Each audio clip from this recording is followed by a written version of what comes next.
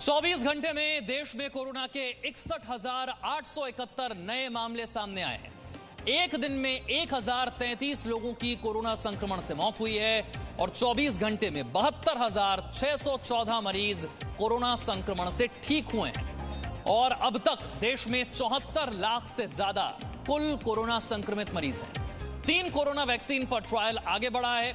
2 corona vaccine का trial अब phase 2 में है। 1 कोरोना वैक्सीन का ट्रायल फेज 1 में है। देश भर में जल्द से जल्द कोरोना वैक्सीन पहुंचाने को लेकर तैयारी हो रही है। तो 3 वैक्सीन की हम बात कर रहे हैं। 2 कोरोना वैक्सीन का जो ट्रायल है वो फेज 2 में है। एक ऐसी वैक्सीन है जिसका ट्रायल अभी फेज 1 में है। कोशिश यह है कि जल्द से जल्द कोरोना वैक्सीन को तैयार किया जाए और ज्यादा से ज्यादा लोगों तक इसे पहुंचाया जाए। और शनिवार को कोरोना पर प्रधानमंत्री ने उच्च स्तरीय बैठक की। इस बैठक में कोरोना वैक्सीन पर चर्चा हुई। जल्द वैक्सीन पहुंचाने की तैयारी की बात की गई। 3 वैक्सीन पर ट्रायल आगे बढ़ रहा है और वैक्सीन पर पूरी दुनिया के साथ काम करने की बात इस मीटिंग में कही गई है।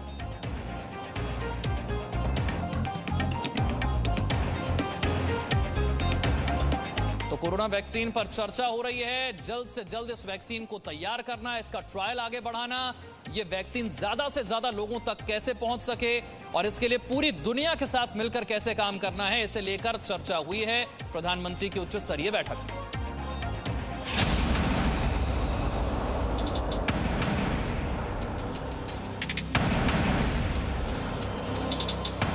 कोरोना वैक्सीन को लेकर भारत की बड़ी तैयारी।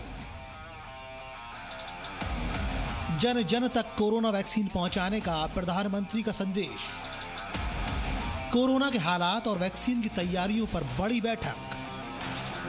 अगले साल जुलाई तक 20 करोड़ से ज्यादा लोगों को मिल जाएगा कोरोना वैक्सीन। कोरोना वैक्सीन बनाने के बाद उसे सभी तक पहुंचाने का काम शुरू। जी हां, कोरोना को लेकर मोदी सरकार एक्शन में है। वैक्सीन का ट्रायल जोरों से चल रहा है। देश में कोरोना के मामले भी बढ़ रहे हैं। हालांकि अच्छी बात यह है कि इनकी रफ्तार थोड़ी धीमी है। आगे हम आपको बताएंगे कि कोरोना की रफ्तार कैसे थोड़ी धीमी हुई है, लेकिन उसके पहले कोरोना वैक्सीन को लेकर सरकार के एक्शन की जानकारी देखिए। शनिवार को प्रधानमंत्री ने कोरोना के मौजूदा हालात और वैक्सीन को लेकर अब तक क्या हुआ, इस पर उच्च स्तरीय बैठक की। इस बैठक में केंद्रीय स्वास्थ्य मंत्री डॉक्टर हर्षवर्धन, प्रधानमंत्री के मुख्य सचिव, स्वास्थ्य से जुड़े नीति आयोग के सदस्य, वरिष्ठ वैज्ञानिक और दूसरे विभागों के अधिकारी शामिल हुए। इस बैठक में वैक्सीन बनाने के बाद उसे कैसे जल्द से जल्द लोगों तक पहुंचाया जाए, इस पर विस्तार से चर्चा हुई। फिलहाल भारत में कोरोना वैक्सीन के कई ट्रायल किए गए हैं। 3 वैक्सीन पर काम सबसे आगे। 3 में से 2 वैक्सीन का ट्रायल फेज 2 में, जबकि 1 वैक्सीन का ट्रायल फेज 3 में। आपको याद होगा प्रधानमंत्री मोदी ने 15 अगस्त को लाल किले से कोरोना वैक्सीन को लेकर विस्तार से चर्चा की थी। टैलेंटेड वैज्ञानिक कोरोना वैक्सीन के लिए तेजी से काम कर रहे हैं, लेकिन जब तक कोई प्रभावी दवा या वैक्सीन नहीं बनती, तब तक मास्क, 2 गज की दूरी, हैंड सैनिटाइजेशन की हमारा एकमात्र विकल्प है, एक प्रकार से एकमात्र हथियार है। इस बैठक में देश में बीते 3 हफ्तों से लगातार नए मरीजों और मौत की संख्या घटने पर भी चर्चा की गई। हालांकि प्रधानमंत्री ने लोगों से त्योहारी मौसम में भी सभी से सोशल डिस्टेंसिंग, साफ सफाई और संयम का पालन करने की अपील की।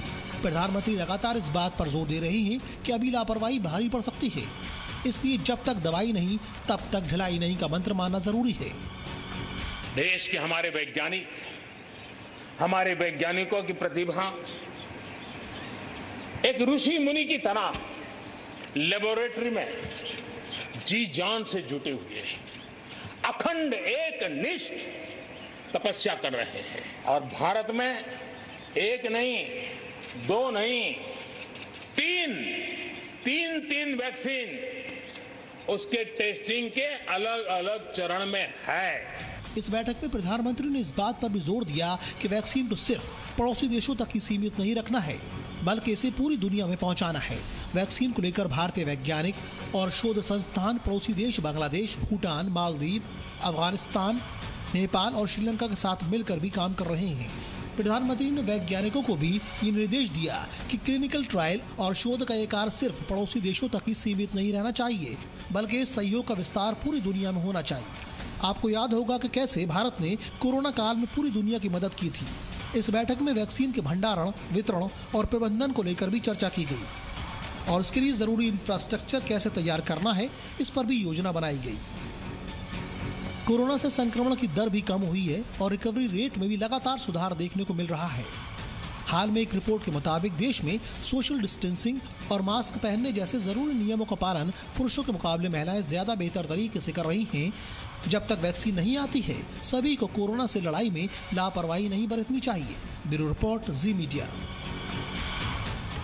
और इस पर बात करने के लिए मेरे सहयोगी पूजा मक्कड़ इस वक्त मेरे साथ हैं और साथ ही डॉक्टर MC मिश्रा, एम्स के पूर्व डायरेक्टर भी हमारे साथ जुड़ रहे हैं। सबसे पहले पूजा, अलग अलग वैक्सीन का ट्रायल अलग अलग फेज में है, लेकिन क्या हम अंदाजा लगाने की स्थिति में हैं इस वक्त कि कब तक ये वैक्सीन आम लोगों तक पहुंच जाएगी? कितना और वक्त? देखिए विशाल, अब हम काफी हद तक अंदाजा लगाने की स्थिति में है। खुद स्वास्थ्य मंत्री कुछ दिन पहले ये कह चुके हैं कि जुलाई के महीने तक 20 करोड़ लोगों तक ये वैक्सीन पहुंच जाएगी, ऐसे हमें उम्मीद करनी चाहिए।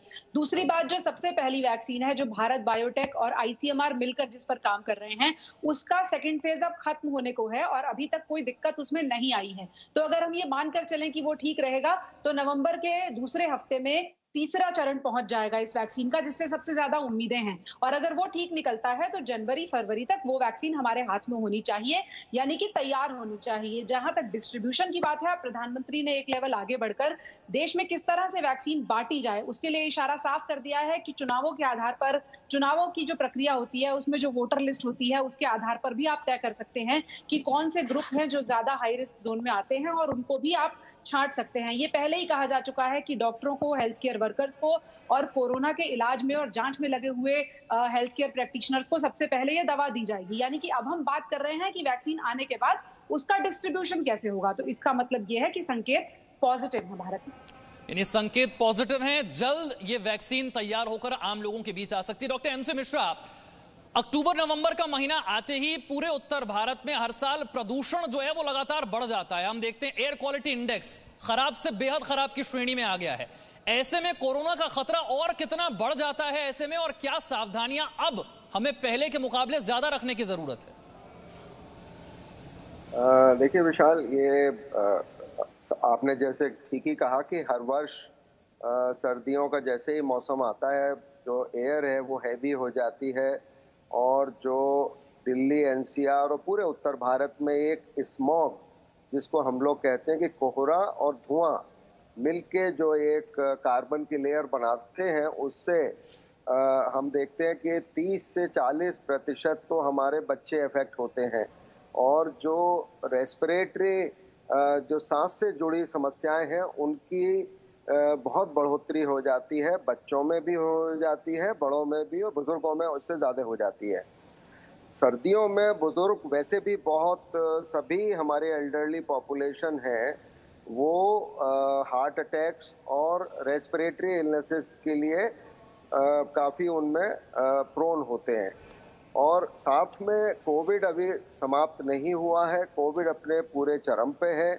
तो ये कई बार ये ज़रूर दिक्कत आएगी कि ये रेस्पिरेटरी जो इलनेस है, लोगों में जो सांस की तकलीफ हो रही है, उसमें कोविड का योगदान है या ये पोल्यूशन की वजह से। तो ये डेफिनेटली ये डबल मार है, जो दोहरी मार है, जो हम लोगों को झेलनी है। और उससे जैसे आपने कहा कि बचाव ही सबसे बड़ा इसका उपाय है। अभी जब तक वैक्सीन नहीं आती है तो जो हम लोग बार बार, आप भी बार बार कह रहे हैं, हम लोग भी बार बार ये बता रहे हैं सबको कि मास्क और फिजिकल डिस्टेंसिंग और हाइजीन, ये तीन ही मूल मंत्र हैं जो हमको बचा के रख सकते हैं अगर हमको बचना है कोविड से, संक्रमण होने से, और संक्रमण होने के बाद भी अगर उसकी जो गंभीरता है उससे बचने के लिए हमको ये उपाय करने होंगे सभी को। कोई इसमें एक्सेप्शन नहीं है किसी भी तरह का।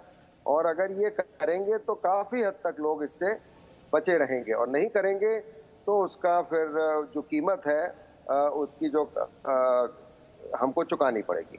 जिन्हें पहले से ही कोई सांस लेने में तकलीफ है, उनके लिए क्या एहतियात बरतने होंगे उन्हें?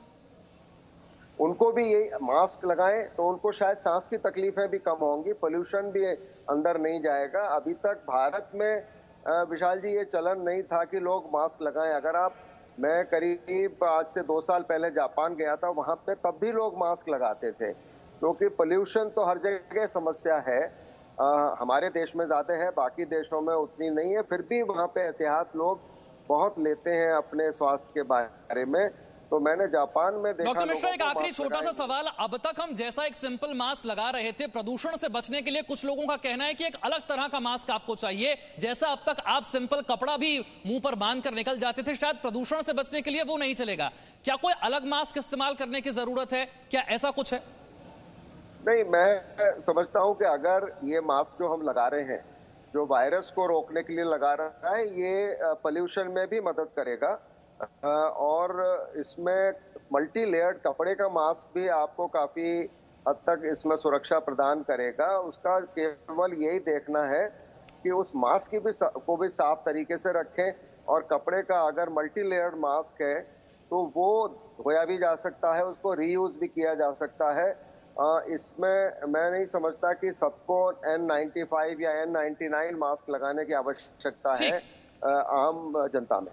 बहुत बहुत शुक्रिया डॉक्टर मिश्रा हमारे साथ जुड़ने के लिए। पूजा मक्कड़ आपका हमारे साथ जुड़ने के लिए। एक छोटा सा ब्रेक यहाँ पर ले रहे हैं, फौरन हाजिर होंगे, बने रहिए हमारे साथ। Presenting B News app available on Google Play and App Store. Download it now.